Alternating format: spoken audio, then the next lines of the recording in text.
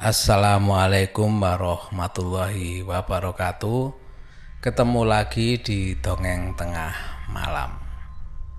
Di bulan puasa ini disebut bulan yang suci.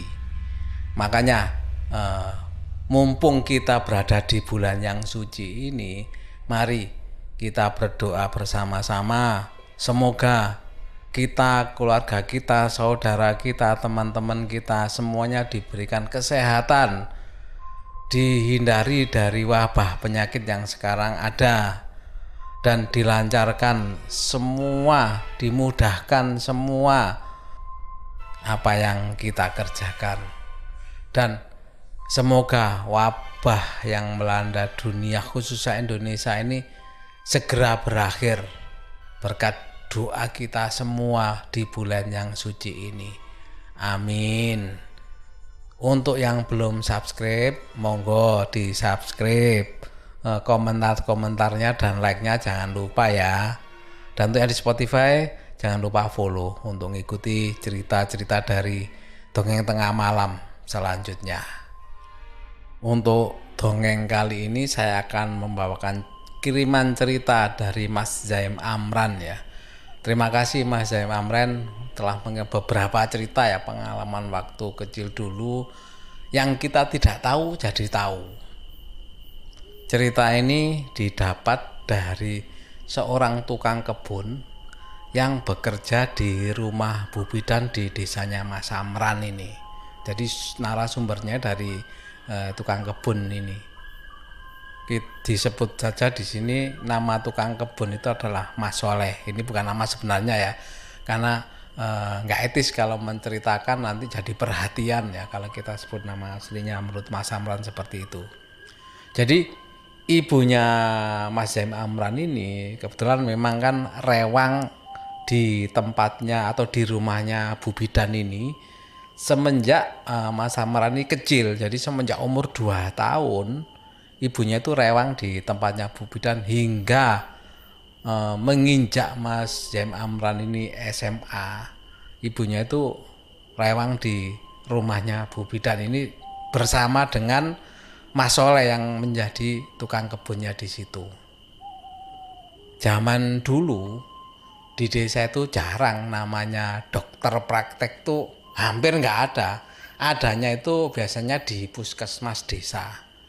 Dan dokter zaman segitu ya, namanya dokter di puskesmas itu ya kepala puskesmas itu dokternya, biasanya seperti itu umum lah. Waktu saya kecil dulu juga ada satu orang dokter di puskesmas dan dijadikan sebagai kepala puskesmas di desa tersebut. Sedangkan kalau dokter praktek adanya itu cuma di kota-kota besar biasanya, atau di kotanya lah, baru biasanya ada dokter yang praktek. Makanya di desa itu kalau ada yang sakit itu andalannya satu-satunya ya Bu Bidan atau Pak Mantri. Kalau Bidan biasanya ibu-ibu ya atau cewek. Kalau Pak Mantri itu biasanya yang bapak-bapak atau cowoknya disebut sebagai Pak Mantri. Jadi mereka lah yang membuka praktek di desa untuk melayani orang-orang yang sakit di desa tersebut. Bahkan nggak cuma sakit, sampai melahirkan pun itu, kalau melahirkan biasanya ke Bu Bidan bukan ke Pak Mantri. Kalau sakit-sakit biasa baru Pak Mantri. Melahirkan pun yang andalannya ya Bu Bidan desa itu untuk pertolongan. Selain kalau zaman-zaman tahun 70 atau bahkan di bawah tahun 70 itu andalannya itu ya istilahnya itu dukun bayi. Dukun bayi itu ya yang menolong persalinan ibu-ibu kalau melahirkan. Kalau dulu itu misalnya nggak ada bidan gitu ya, pasti di salah satu desa itu ada namanya dukun bayi. Sebutannya dukun bayi, sebenarnya bukan dukun sih, hanya punya keahlian untuk menolong melahirkan. Awal mula cerita ini adalah di rumah Bu Bidan ini, karena sebenarnya cita-cita mesti kan tidak hanya di rumah sakit ya.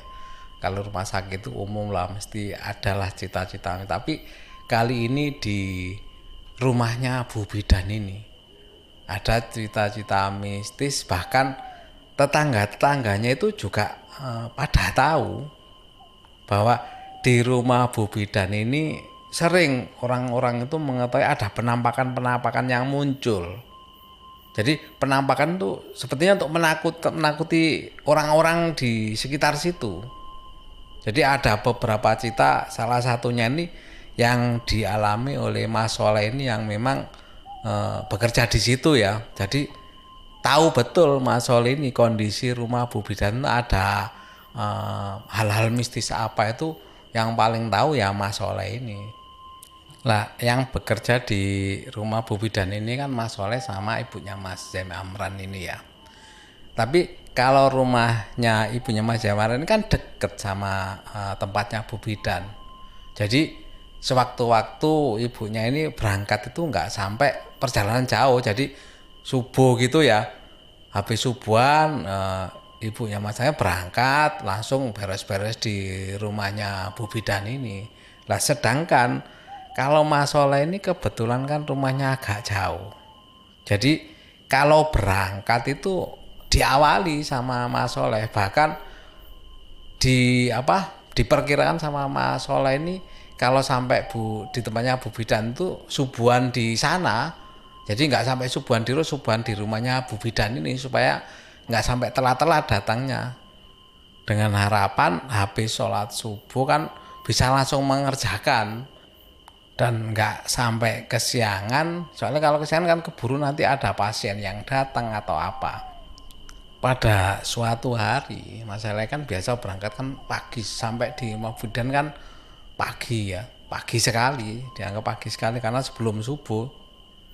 Mas Soleh ini begitu datang di rumahnya Bu Bidan itu, Mas Soleh merasa mencium bau-bau yang nggak enak gitu, atau seperti ada bau bangkai, dan baunya itu menyengat sekali menurut Mas Soleh.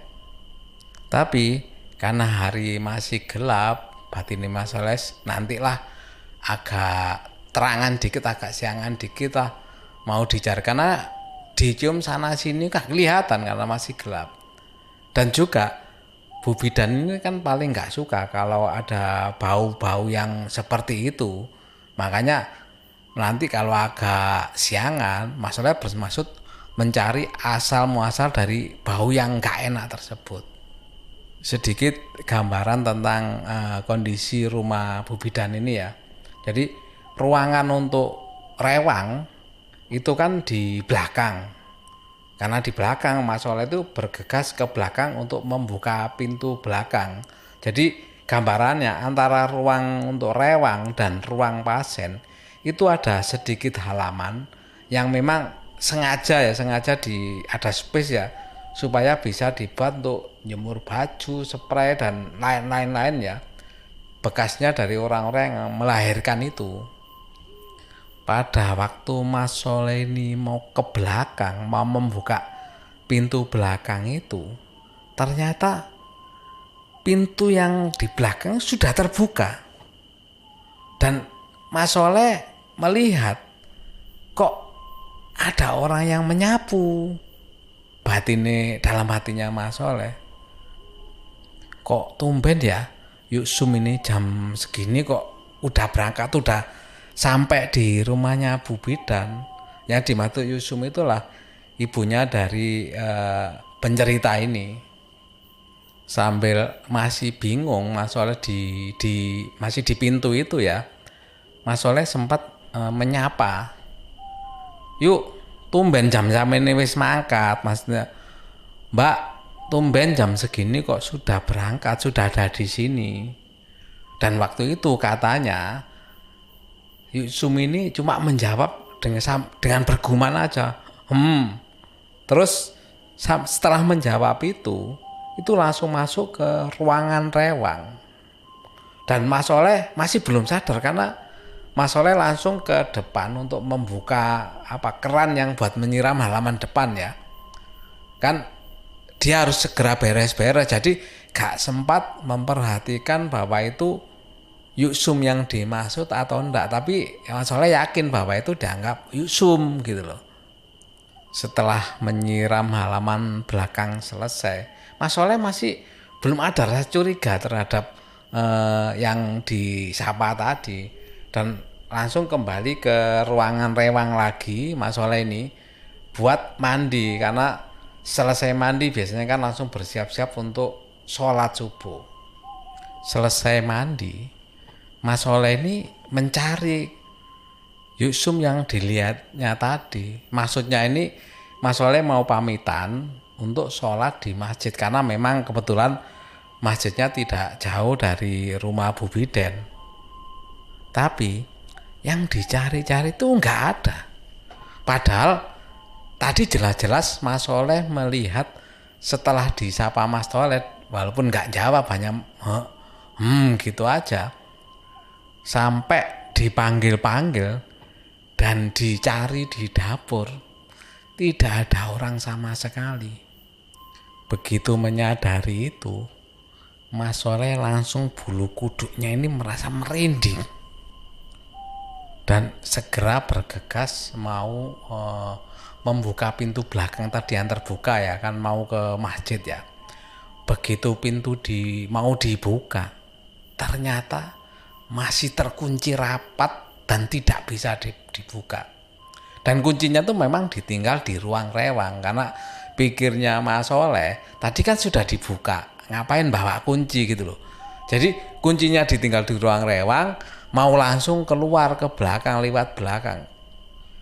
Dan ternyata pintunya masih terkunci rapat. Akhirnya Mas Soleh bergegas kembali ke ruang rewang untuk mengambil kunci. Karena apa? Mau lewat ruang tengah itu kan masih belum dibuka, masih terkunci. Jadi bergegas ke ruang rewang untuk mengambil kuncinya tadi. Setelah sampai ruang rewang tadi lah, Mas Soleh ini kan masih merasa merinding ya dengan kejadian yang dialaminya tadi. Itu kan pasti kan dengan tergopoh-gopohnya Mas Soleh ini mengambil kuncinya di ruang tengah ini. Dan bener aja, setelah mengambil kunci di ruang tengah, dia kan bergegas keluar untuk rencana membuka pintunya tadi. Lah, setelah ruang rewang ini kan ada dapur ya. Lepas setelah keluar ruang rewang, itu kan kelihatan dapur. Ternyata di pojokan dapur itu, betapa kagetnya Mas Soleh ini. Mas Soleh melihat sosok di pojokan dapur berdiri, sosok pocong. Begitu melihat itu, otomatis siapa yang tidak kaget ya melihat sosok itu. Mas Soleh sempat tertegun diam, dan setelah sikam beberapa saat ya tertegun dengan melihat kagetnya itu tadi, melihat sosok itu. Terdiam tertegun, begitu sadar ya bisa dibayangkan, langsung Mas Soleh ini bergegas, tidak melihat di depan ada apa, ditabrak semua yang dilewati ini. Nggak terasa Mas Soleh itu lari ya, nggak lari seperti ya, lari bergegas meninggalkan ruang dapur itu yang dilewati itu, saking takutnya ya, sampai nggak merasakan apa-apa yang ditabrak itu, dan segera menuju pintu belakang, membuka pintu belakang. Dan alhamdulillah pas membuka pintu belakang itu terdengar suara azan subuh. Walaupun masih merasa ketakutan yang luar biasa ya, yang baru dialami Mas Soleh tadi, Mas Soleh juga masih sempat bersyukur. Untungnya pas mendengar suara azan subuh, jadi kan berarti menunjukkan bahwa sudah pagi menjelang dengan ditandainya azan subuh itu. Dan mudah-mudahan dalam hatinya Mas Soleh tidak ada gangguan lagi, dan Mas Joko bergegas ke masjid untuk menunaikan sholat subuh. Ya, itu tadi cerita kiriman true story ya ini ya, dari Mas Zaim Amran. Katanya sih masih ada kejadian lagi, nanti akan diceritakan lagi di next cerita ya. Mudah-mudahan segera dikirimkan sama Mas Zaim Amran dan akan kita bawakan lagi di sini. Mudah-mudahan teman-teman dongeng tengah malam bisa terhibur dimana kondisi sekarang kita harus banyak tinggal di rumah. Dan saya juga ucapkan terima kasih telah setia mendengarkan dongeng tengah malam.